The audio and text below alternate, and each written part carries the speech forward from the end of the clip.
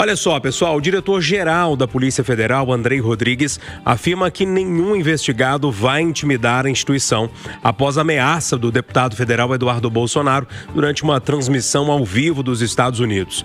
Ele disse ainda que a Polícia Federal adotará as providências legais cabíveis. O filho do presidente mencionou, em tom de ameaça, o delegado Fábio Alvarez Chor, responsável por investigações que envolvem o ex-presidente Jair Bolsonaro. Nesse caldeirão todo, Eduardo Costa, além dessa live, teve uma entrevista na sexta-feira para a CNN, que falava que se terra arrasada acontecesse, ele se sentiria vingado, pelo menos assim. Ontem, uma manifestação, até com bastante gente, na Praça da Liberdade. Tem um movimento que me parece que vai esquentando ao redor desse assunto. Bom dia para você. Bom dia para todo mundo. O que eu temia uma semana atrás está acontecendo, quer dizer assim, todo mundo está dobrando a aposta, sabe? Todo mundo está esticando a corda. Considerando que o ex-presidente Bolsonaro nunca se negou a comparecer à polícia ou à justiça, eu achei desnecessário, não diria, apressada essa aí. Exagerado? Então. Exagerada, colocar uma tornozeleira na perna dele, sabe? Aí veio o filho dele lá de fora e ameaça delegado federal do Brasil. E eu estou preocupado com o que o Lula vai dizer hoje, porque ele vai estar empolgado no meio da esquerda lá no Chile. Ou seja, rapaz, hoje é dia 21, né? Para primeiro, contando que o começo tem 31 dias, 10 dias para o tarifaço chegar.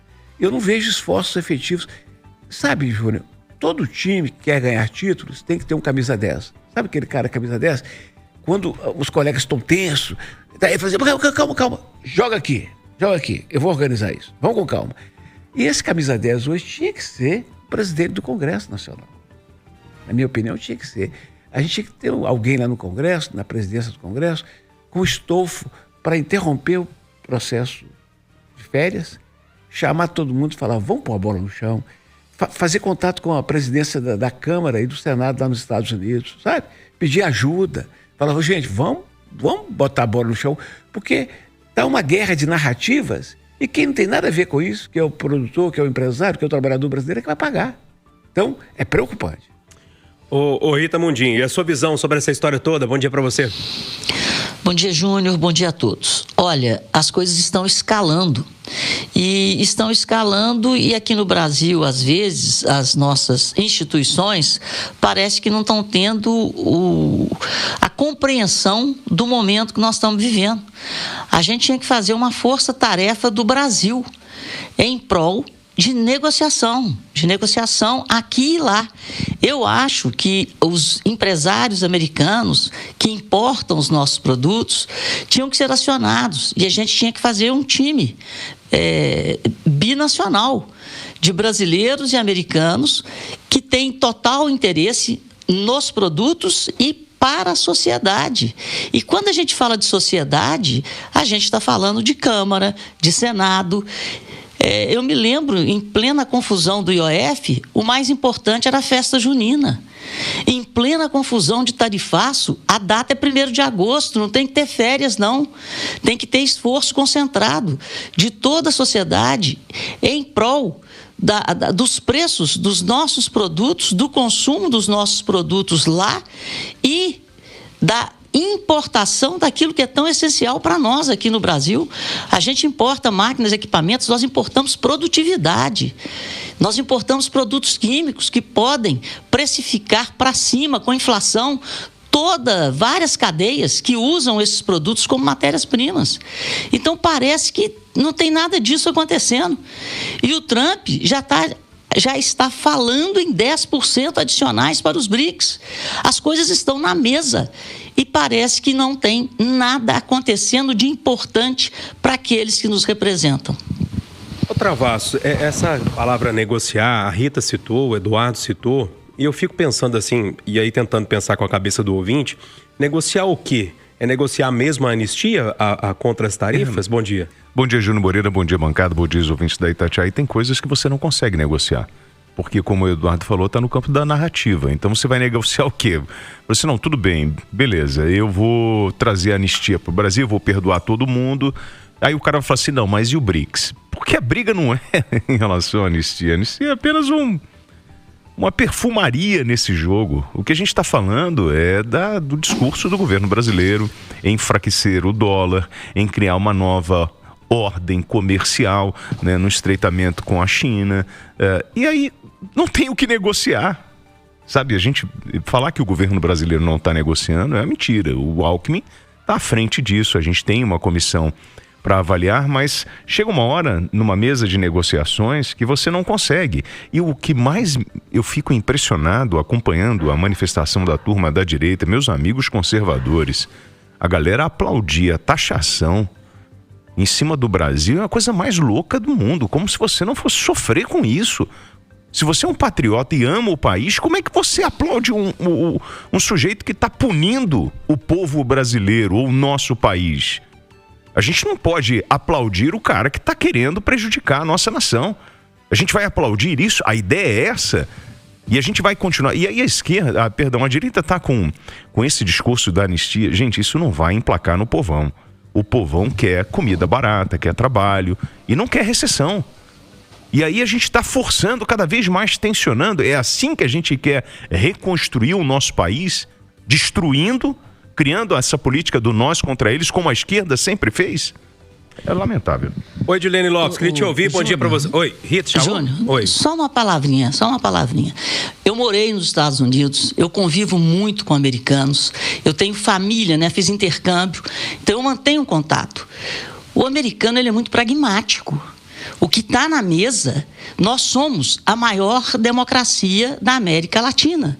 Nós somos a maior economia da América Latina. E o que os Estados Unidos estão vendo é um perigo que essa maior democracia, que essa maior economia tome rumos diferentes. É por aí.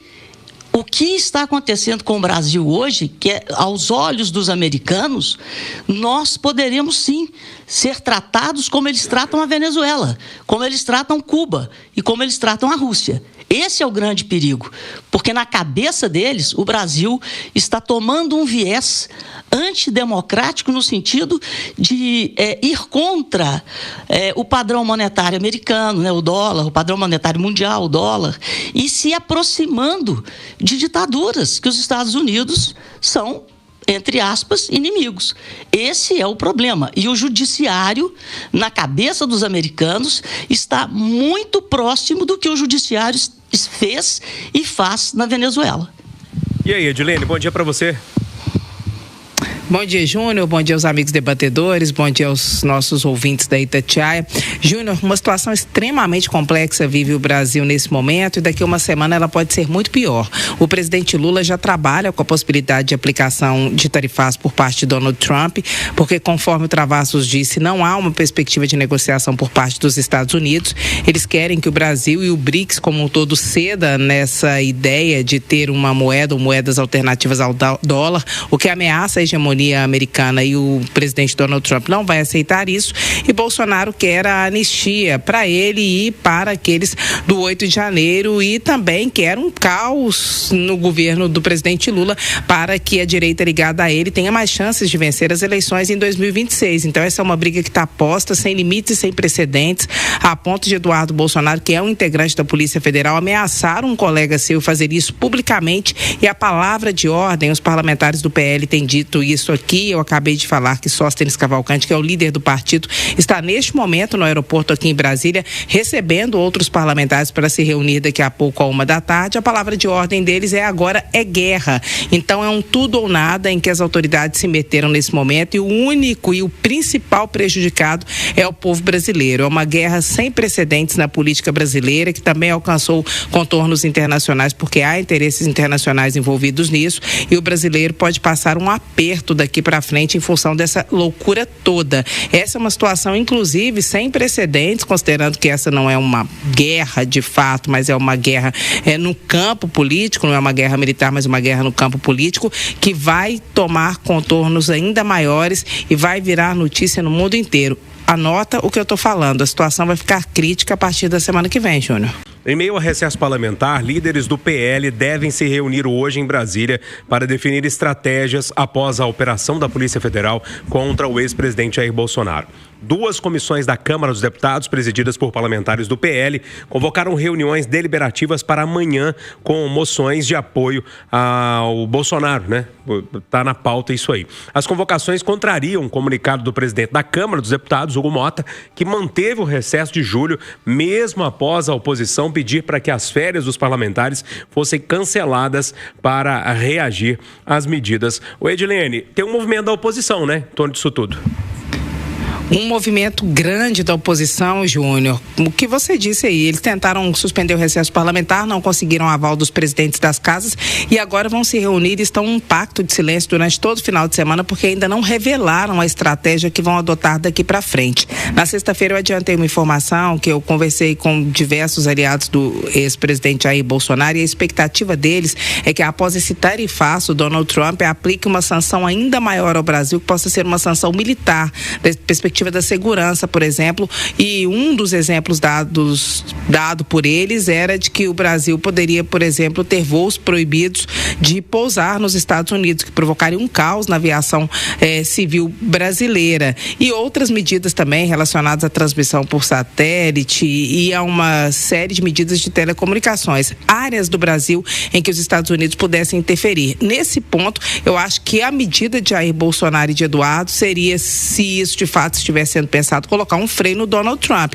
porque isso está se virando contra o clã Bolsonaro. O tarifaço pode se virar quando a economia do Brasil começar a sofrer com isso, e outras sanções que alterem a vida do brasileiro não vão provocar revolta contra o presidente Lula, mas sim contra o ex-presidente Jair Bolsonaro. É um campo perigoso em que todos entram, mas que estão indo com tudo e, como disse o Eduardo, cada um e cada vez mais dobrando a aposta. Então trabalham sim com a possibilidade de Trump aplicar outras sanções ao Brasil, que não apenas financeiras, que não apenas comerciais, que é o que está acontecendo nesse momento, Júnior. Claro, então hoje algumas reuniões de cúpula, né? A turma vai se reunir ali, deve ser um jantar, alguma coisa do tipo, e amanhã já as reuniões nas comissões. Ô, Júnior, eu quero pedir ao ouvinte da Itatiaia que reflita sobre 3 manchetes desse momento. Manchete número 1, está na CNN Brasil, tem uma televisão aqui no estúdio, eu acabo de ver. Petistas querem proibir a entrada de Marco Rubio do Brasil. Quer dizer, acho que o Marco Rubio, secretário de Estado norte-americano, não vai nem dormir ao ficar sabendo que os petistas não querem ir aqui. Pô, sabe? Isso é só cutucar a onça com vara curta, não tem objetivo prático nenhum. Bom, manchete número 2. Edilene diz que Sóstenes Cavalcante já anunciou, está lá no aeroporto esperando a turma chegar e falou, é guerra. Então, olha o estado de espírito dos dois. Agora, manchete número 3, que está no site da UOL nesse momento. Agro contrata escritórios de lobby no ZEUA, nos Estados Unidos, para tentar negociar tarifas. Ou seja, órfãos, os líderes do agronegócio, que é o orgulho brasileiro, que é o motor da economia brasileira, estão contratando lobistas lá nos Estados Unidos para atuar. Quando a gente tinha que ter a chamada força-tarefa pela Rita, ou algo liderado pelo Congresso Nacional, pelo presidente da casa, para fazer isso, João. Então, sabe, é um sentimento de orfandade. Ô Rita, Eduardo, eu queria só acrescentar mais uma coisa. Eu não concordo com o que a Edilene falou, não. Eu acho que quando a carta foi escrita e o Bolsonaro foi citado no primeiro parágrafo, houve esse cunho político. Agora, com as medidas adotadas contra o presidente, de uma forma, ele está aqui, ele não estava fugindo, nada. Então, eu acho que da mesma forma que essa carta ressuscitou o Lula por causa do primeiro parágrafo, as medidas do STF estão ressuscitando o Bolsonaro. Porque não se trata de Bolsonaro. O que está por trás disso vai além. É a maior democracia da América Latina, é a maior economia da América Latina, que está tomando rumos contrários ao seu segundo maior parceiro comercial, está tomando rumos contrários ao país que mais investe no Brasil. Então, o buraco é mais embaixo. E eu acho que agindo dessa forma, agora estão ressuscitando o ex-presidente Jair Bolsonaro. Na questão da forma que o Brasil está sendo conduzido na sua política internacional e nacional, em termos comerciais. Para onde nós estamos indo? É esse o rumo? É esse o caminho? Então, gente, o Bolsonaro já está preso, né? No fundo, é isso. Ele está num regime semiaberto, tornozeleira, não pode falar com o filho. Ele já está... Isso, a gente vinha falando sobre esse julgamento político, e a percepção que eu tenho é que estão fazendo isso aos poucos, não prenderam de uma vez. né? Gente, eu só te interromper, desculpa, William, mas é porque no sábado a gente entrevistou um advogado criminalista aqui e ele estava explicando pra gente. Uma coisa é tudo que estava acontecendo antes. O que colocou tornozeleira nele foi obstrução da justiça junto com o filho. Sim. Né? Então, é um outro processo ainda, né? Então, e aí, ele tá preso. Quando o Lula foi preso, né, houve uma grande mobilização da esquerda, a turma foi pra fora, reclamou, falou que ele estava sendo perseguido, a mesmíssima história. E não adiantou, o Lula ficou preso 500 e poucos dias. O que a gente vem observando nesse processo, e aí você pode questionar várias decisões arbitrárias, é que é uma ordem natural. Acho que o que eles estão fazendo é prendendo Bolsonaro aos poucos e torturando, destruindo cada vez mais a imagem dele em função da preocupação com 2026. E eu vejo do outro lado o seguinte, qual é a opção que a gente tem para o governo americano? Então, já que nós estamos nesse viés de ir para o lado da esquerda, é rasgar a nossa Constituição, pedir o impeachment do Alexandre de Moraes, pedir o impeachment do Lula e soltar o Bolsonaro. E aí vai estar legal para o governo americano? É isso? Eu não estou entendendo, gente. Acabou, nós não temos mais a soberania, a gente não vai resolver os nossos problemas internos. E aí fica... E tudo isso começa com a história da guerra de narrativa pensando em 2026. Os caras estão afundando esse país. O governo goela de pato, que gasta demais. A oposição que quer travar de qualquer jeito para conseguir liberar o outro. E a gente não vai andar. Vai ficar nesse lenga-lenga, nessa história. E já já você vai começar a sentir no teu bolso, no teu dia a dia, a dificuldade de viver no Brasil. Você chamou, Edilene? Quer arrematar? Não, Júnior, estou contemplada. Então, ponto final, nosso Conversa de Redação, que teve os jornalistas Eduardo Costa, William Travassos, Edilene Lopes e a economista Rita Mundim.